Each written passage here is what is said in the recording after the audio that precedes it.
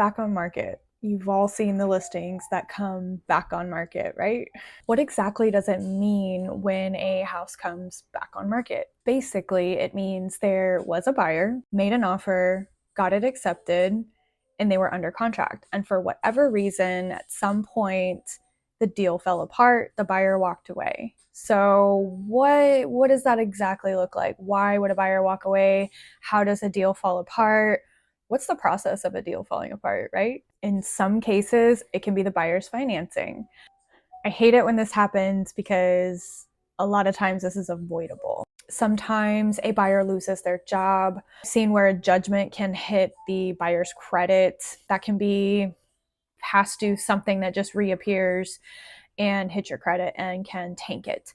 Sometimes there's unavoidable things for buyer financing falling through. Sometimes there are avoidable things. You can check out this video for all of the things you can do as a seller to avoid having this buyer financing fall apart within 5 days after accepting a contract happen to you. All right, the second reason most buyers walk away from a deal are due to inspections. And this can be a wide variety of things. It also depends on the buyer. A lot of buyers have different deal breakers, whether that's termites, roof, septic, well.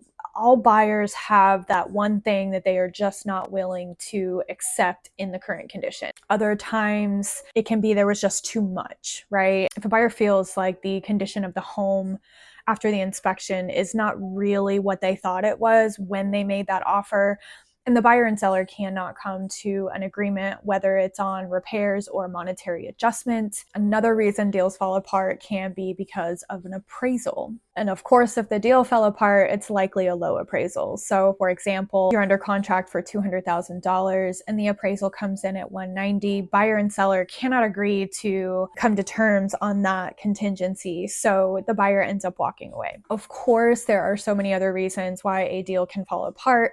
These are just the three main ones, the main contingencies within the contract. And if you see a back on market listing as a buyer, and it was maybe one of your saved listings or something like that, reach out to your agent, ask your agent why that deal fell apart.